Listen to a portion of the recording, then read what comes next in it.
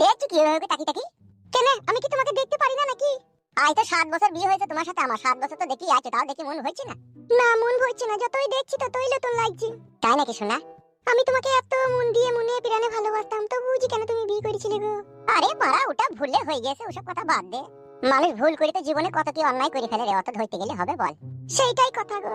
Big বাজার কি কি আনলে গো? এলাও ধরো, সবই নিয়ে এই যে দেখো। আর কিছু আনতে হবে না, হয়ে যাবে বউ? হয়ে যাবে, তুমি দুপুরে এখানে খাবে তোমার সাথে একসাথে। দেখি ছোট ঢেমুনের কাছে গিয়ে আবার কি বলে। ও কি বললো না বললো তুমি এখানে কেন দুপুরে খাবে, তুমি আর আমি একসাথে খাবো। খাবে হ্যাঁ, তুমি দুপুরে আমার সাথে এখানে খাবে। তোমাকে আমি নিজের হাতে হাতে করে ডাব ডাব করে লাডু লাডু করে ভাত করে দেবো। এত ভালোবাসা ছিল কোথায় রে বউ? 2 পিস চিকেনের লেগে আমি বিয়ে করেছিলাম, আর তুই যে এত ভালোবাসবি জানলি তো জিন্দিগি তার বিয়ের নামই মুখে আনতাম না রে বউ। তাই দুটো বিয়ে করে ফেললাম বলে ভালোবাসা আরো বেড়ে গেল রে বউ। সেটাই ভাবো, তাহলে তো আর একটা বিয়ে করলে অতি উত্তম কাজ হবে মনে হচ্ছে, ভালোবাসা তো আরো দ্বিগুণ হয়ে যাবে তোমার কাছে আমার। দেখো আমি তোমার বউ, আমি তোমাকে ভালোবাসি। তুমি হাজারটা বিয়ে করলেও তোমার প্রতি আমার ভালোবাসা যেমন আছে তেমনই থাকবে। কি কথা বলছি রে শোনা বউ? আমি ঠিকই বলছি। যদি কোনো মেয়ে তার স্বামীকে রাজা বাদশা ভাবে, তো সে রাজা যদি 10টা বিয়ে করে তো তার বউরা অবশ্যই মেনে নেবে। আর যদি নিজের স্বামীকে চাকর চাকরানী ভাবে তাহলে সে মানবে না। বাড়ারে তুমি আমাকে রাজা বাদশা ভাবো বউ? তাহলে এটা কি তুমি আমার মনের রাজ্যের রাজা, আমি তোমার মনের রাজ্যের রানী? কিরে ফুচো, কেমন আছিস? বাবা ভালো আছে কাকা, ভালো আছে। আপনি কি কি কি ব্যাপার কাকা, হঠাৎ করে এলেন? হঠাৎ বলতে? মানে বলছি কিছু না বলে হরাম করে ঘরের মধ্যে ঢুকে পড়লেন। অপমান করতে চাচ্ছিস নাকি? এই অপমান করবো আপনাকে? ইরি বাবারে, আপনি টাকা পয়সা দিয়ে আমাদেরকে ঘর বাড়ি করে দিয়েছেন, জায়গা কিনে দিয়েছেন, আপনি তো ভগবান আমার কাছে। খ্যাপাসোদা, মানুষকে কখনো ভগবানের চোখে দেখতে নাই, তাতে ভগবান নারাজ হয়। আমি একজন মাত্র সাধারণ মানুষ, তোর দুঃখে আর কষ্টে তোর পাশে দাঁড়িয়েছি। তাই বলে তুই আমাকে ভগবানের জায়গায় বসাইতে পারিস না, এটা ভুল, এটা সম্পূর্ণ অন্যায়। ভগবান নারাজ হয়ে যাবে যে রে পাগল। গুদমারানির ভাই, তোর কত নাটক রে, তোর নাটকের কাছে শয়তান হার মানবে। কি দেখিস ফুটু? কি কাকা কিছু দেখিনি, বসেন রে বসেন। নতুন বাড়ি, চেয়ার টেবিল নাই, কোথায় বসবো? এখানে বসেন কাকা, এই তক্তার উপরে বসেন। হ্যাঁ হ্যাঁ, বসি বসি। ওইদিকে একটু চেপি বসা দেখিনি। কেমন আছে? কেমন? ভালো আছি, আপনি কেমন আছেন? কি ব্যাপার, কথাটা কেমন ঘোলা ঘোলা লাগছে মনে হচ্ছে? আমি এর জন্য তোমার স্বামীকে টাকা দিইনি ঘর বাড়ি করার জন্য, এইভাবে পুন ঘুরিয়ে পুনা ঘুরিয়ে কথা শুনবো? আমি ওরকম ব্যক্তি লয়। ফোন ঘুরিয়ে আপনি ভালো আছেন বলেন, আমি বললাম হ্যাঁ ভালো আছি, ঠিকই তো বলেছি। না, এর মানে এটা নয়। দেখে আমি বুঝতে পারছি তুমি হয়তো আমার উপরে কেমন একটা রাগ রাগ ভাব দেখাচ্ছ। এই মা, আমি আপনার উপরে রাগ করতে যাব কেন? কাকা একটু মনে শরীরটা খারাপ গো, সেই জন্য। একটা কথা শুনে রাখো, আমি যখন এই ঘরে আসবো, তোমার কাছে আসবো, তুমি তোমার স্বামীর সাথে যেরকম ব্যবহার করো আমার সাথেও সেরকম ব্যবহার করবে। আপনি টাকা পয়সা দিয়েছেন বলে যেমন তাই নাকি? এটা তোমার স্বামীকে জিজ্ঞেস করে নিও। আরে সুরের বাচ্চা, বলেন কাকা বলেন। সত্য গোপন করে আর কোনো লাভ নাই, বাগিয়ে বুঝিয়ে দিবি, ঠিক আছে, আমার বিষয়ে তোর বউকে। ঠিক আছে ঠিক আছে।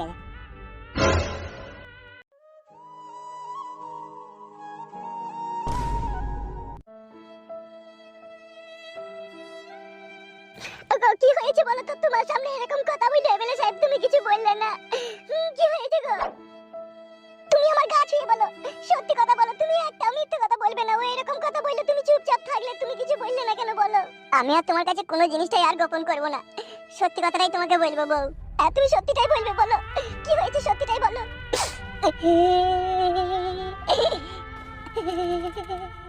কি হয়েছে বলো, তুমি কান্না না করে খোলাখুলি বলো, আমি তোমার বউ। কি হয়েছে সত্যিটা বলো।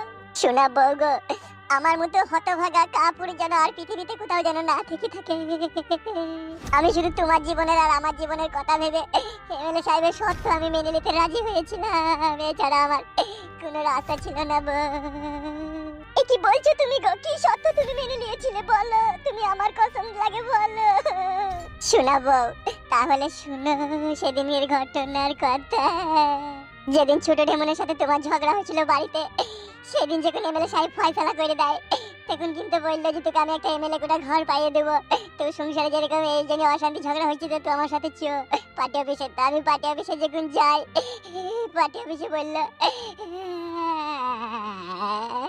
কি বললো, কি বলেছে গো? এমএলএ সাহেব বলছে বোকাচোদা, দুটো বিয়ে মারিছিস, এই মুহূর্তে তো তোকে ঘর দেবে না সরকার থেকে, তো তোর নাম যাবে উপরে কনফার্ম হয়ে আসছি, 1-1.5 বছর সময় লেগে যাবে। তা তুই এক কাজ কর, এখন এই অশান্তি ঝগড়া থামানোর একটাই রাস্তা আছে, তুই আমার বাড়ি চো, আমি তোকে ক্যাশ 2 লাখ টাকা দেবো, তুই ঘর বাড়িটা করে নিবি। আমি যখন বাড়ি গেলাম, এমএলএ সাহেব এদিক ঘরের ভিতর থেকে 2 লাখ টাকা ক্যাশ বাই করে আনলো, আমার হাতে টাকাটা দিয়ে বললো এক কাজ কর, জায়গাটা কিনে ঘর বাড়িটা করে নিগা, ঠিক আছে, তুই সুখে শান্তি বাস কর, কিন্তু একটাই শর্ত তোর সাথে আমার। আমি বললাম ঠিক আছে কাকা বলেন কি শর্ত আছে। কানকি ছেলে শুয়ে বাচ্চা দেখুন বলছে, তোর বউয়ের সাথে তুই যেরকম ব্যবহার করিস আমিও সেরকম করব। কিন্তু তুমি বিশ্বাস করো বউ, আমি এই সত্য মানতে রাজি হয়নি গো। তারপরে ওই শালা বললে তুই দুটো বিয়ে করার অপরাধে তোকে এমন কেসে ফাঁসিয়ে দেবো না চিনি ভাই, তুই কিরাম সাইতে বাধ্য হয়ে যাবি। আমাকে কাটে গজালে লাগিয়ে দিয়েছিল। কিন্তু আমি চিন্তা ভাবনা করে দেখলাম এই শালার কথা যদি না শুনি আমার জীবনে সব কিছু হারিয়ে যাবে। সেই জন্য আমি দেখলাম আমার জন্য সব জীবন ধ্বংস হয়ে যাবে, তাই এখান কি ছেলে সত্যটা আমি মেনে নিই। সেই জন্য এমএলএ সাহেবের সত্যটা আমি মেনে নিয়েছিলাম। আর এমএলএ সাহেব তোমার সাথে সহবাস করবে এটাও আমাকেও বলে দিয়েছিল, আমি তাতে রাজি হয়েছিলাম। তুমি কি করেছো গো?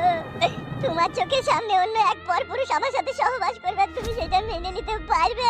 পারবে তুমি? কি করবো বউ, এখন তো আর কিছু করার নাই। এখন তো আমি ওর শর্ত মেনে নিয়েছি, টাকাও নিয়ে নিয়েছি, ঘর বাড়িও করে নিয়েছি। এখন যদি ওর কথা তুমি আর আমি অবাধ্য হতে যাই, যাহার আমি লোক কোন ক্যাসে ফাঁসি দিয়ে জীবনটাই ধ্বংস করে দেবে তোমার আর আমার। বুঝতে পেরেছি তোমার জীবনের দুঃখের কথাটা, আমি বুঝতে পেরেছি স্বামী। তুমি আর কেঁদো না, বুঝতে পেরেছি আমি। এখন বুঝতে পারছি বাস্তব কত বড় কঠিন আর সত্য। তুমি সবারই চিন্তা ভাবনা করে তুমি এই কথাতে রাজি হয়েছিলে, এখন বুঝতে পারছি। হ্যাঁ শোনা বাবা, হ্যাঁ অনেক ক্ষেত্রে আমি শুনেছি মানুষ মানুষকে ভালোবেসে তার জন্য জীবন দেয়। তুমি আমার স্বামী, আমি তোমার স্ত্রী, আমি তোমাকে ভালোবেসে তোমার জন্য এটুকু সামান্য জিনিস আমি অবশ্যই করব, কিন্তু তার আগে তোমার কাছে আমার একটা শর্ত থাকবে। বেশ ঠিক আছে, বলো শোনাবো। তুমি আমাকে কখনো কোনোদিনও খারাপ ভাববে না তো আমি তোমার জন্য যদি এই কাজটা করি? কি করবো শোনাবো, মন তো আমার চাই না, কিন্তু আমি যাই নিরুপায়, আমার যাই পাথরে হাত চাপাবো। বেশ ঠিক আছে, তুমি কান্না করো না, আমি তোমার হয়ে এই কাজটা আমি অবশ্যই করব, যেহেতু আমি তোমাকে ভালোবাসি, তুমি আমার স্বামী।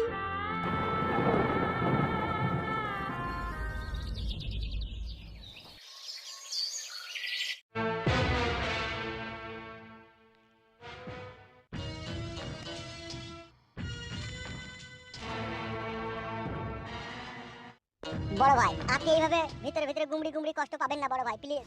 আপনি যদি হুকুম করেন না, ফুটির বউকে এই মুহূর্তে এখনই তুলে নিয়ে আপনারা এখানে ফেলবো আমি। আপনাকে আগেই বলেছিলাম আমি 2 লাখ টাকাটা দেওয়ার সময় ভেঙে নেবেন, কথাবার্তা ফাইনাল করে ভেঙে নেবেন, কিন্তু আপনি কি ভেঙেছেন আপনি নিজেই জানেন। আমি তো সুরের বাচ্চা ফুটুকে বলেই দিয়েছিলাম যে তোকে 2 লাখ টাকা যখন দিচ্ছি তোর বউ মানে আমার বউ, এটা ইয়ার থেকে আবার কি বলবো বে? দিয়ে আপনি ফুটুর বাড়ি গিয়ে ফুটুর বউয়ের পাশে বসে কথা বলতে গেলেন, আর অমনি ফুটুর বউ না ঘুরিয়ে নিল। হ্যাঁ তাই তো কইলো। এ কালো কুকুর ওসব বাদ দে তো, ঝামেলা চোখে তুলি লিয়ে আনিছো। হ্যাঁ হ্যাঁ চত বানা চত, আর ভালো লাগে না চো। কি বে? কি হলো বড় ভাই, যাবো না? বে তোকে আমি বললাম যেতে, আপনি কষ্ট পাচ্ছেন বলি তো যেছি আমরা। তুই দেখে বল আমি কি করে বুঝাই রে বল। আমরা তো বুঝতে পারছি বড় ভাই, আপনি ফুটুর বউকে চাইছেন, সেজন্যই তো কাইন্দি গেছি। ওরে বালমুকুরা, ফুটুর বউকে ওইরকম চাওয়া চাইনি আমি। তাহলে কি রকম চাইছেন? তোরা তো ভালোভাবে জানিস আমি কোনো বিয়ে শাদী করিনি, আমার ঘরে বউ নাই, সেই জন্যই আমি বিয়ে না করি পরের বউয়ের ভালোবাসাটা নিজের কাছে উপভোগ করবো বলে ওকে আমি টাকাটা দিয়েছিলাম। আমি জোর জবরদস্তি করলে তো বহুত কিছুই করতে পারি, আমি করিনি কেন? আমি চেয়েছিলাম ফুটুর বউ আমাকে তার নিজের স্বামী ভেবে আমার পাশে এসে আদর করে বসবে, আমার সাথে সুখ দুঃখের কথা বলবে, আমার সাথে সময় কাটাবে, সে মন থেকে সবকিছু খুলে দেবে আর আমি সবকিছু করবো। সেই জন্য তাকে আমি ওই 2 লাখ টাকাটা দিয়েছিলাম, ঘর বাড়ি করে দিয়েছিলাম। কিন্তু আমার মন বলছে ফুটু সুরের বাচ্চাকে এই গোপন কথাটা মনে তোর বউয়ের কাছে লুকিয়ে রেখেছে। হয়তো পারে না হবার কিছুই নাই। হ্যাঁ এতক্ষণে বুঝতে পারছি, ও হয়তো আর বউকে বলেনি, ওই জন্য ওর বউ না ঘুরিয়ে দিয়েছিল। বললাম তো আমি তোর বউকে ভালো করে বুঝিয়ে দিবি। বুঝাবে মনে হচ্ছে না, যাবো ওকে ঘা কত দিকে ভালো করে বলে দেয়, বুঝি তোর বউকে সব বলে দে খুলে।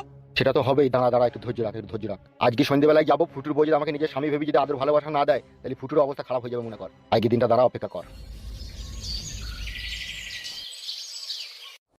বোন তাইলে বস, অনেকক্ষণ এলাম, গল্প করলাম, এবার আমি বাড়ি যাই। বসলো বস, এই তো এক্ষুনি এলি, একটু গল্প কর না, দি যাবি। তুই তো ভালোভাবেই জানিস এখন আমার সঙ্গে সাথে বলি আর কেউ নাই। তুই বাড়ির পাশে সই আমার, তুই যদি একটু গল্প না করিস তাহলে ভালো লাগবে বল।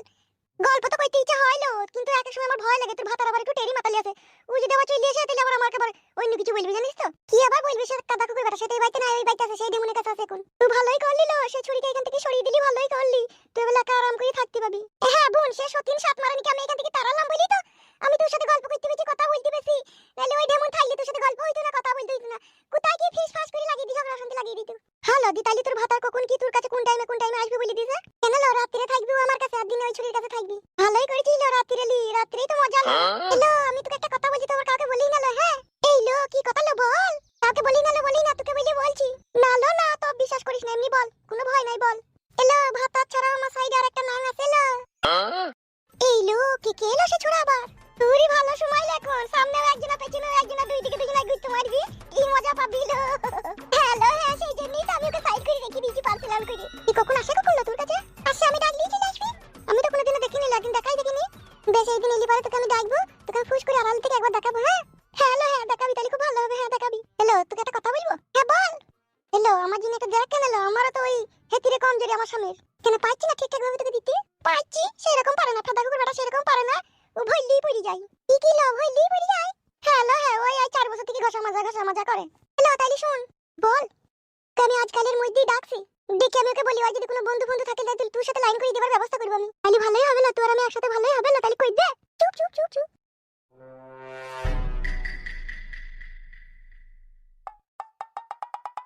কি ব্যাপার? কিসের গল্প হয়েছিল? ওই পুস্তুদি বড়ি রাখবো তাই সেই গল্প হয়েছিল। ভালো আছো ভাই তুমি? ভালো তো আছি। তুমি ভালো আছো তো? হ্যাঁ ভাই ভালো আছি, ভাই ভালো আছি।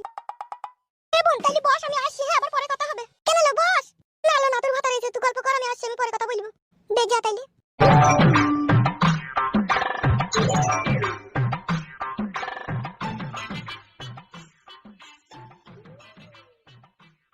কি হলো কি এইভাবে মুখ মানে তাকাইছি কেন? ওর সাথে বেশি সম্পর্ক করো না, ওর স্বামী ভালো লাগে, মদ ভাঙ খায়। তা আমার কি, ওর স্বামী মদ খেলো না গেঁজা খেলো? ও আমার বান্ধবী, আমার বাড়ি এলো, আমার সাথে গল্প করলো। ওর স্বামীর সাথে কি সাথ? মানা করছি ওসব মেয়ের সাথে বেশি কথাবার্তা বলবা না, ঠিক আছে? ওর কথা বাদ দাও, তুমি এখন কোথায় ছিলে সেটা বলো। কেন জানি না আমি কোথায় ছিলাম, বড় বউয়ের কাছে ছিলাম। মেলে সাহেব বিচার করে দিয়েছে দিনে থাকতে হবে বলে কি 24 ঘন্টাই থাকতে হবে?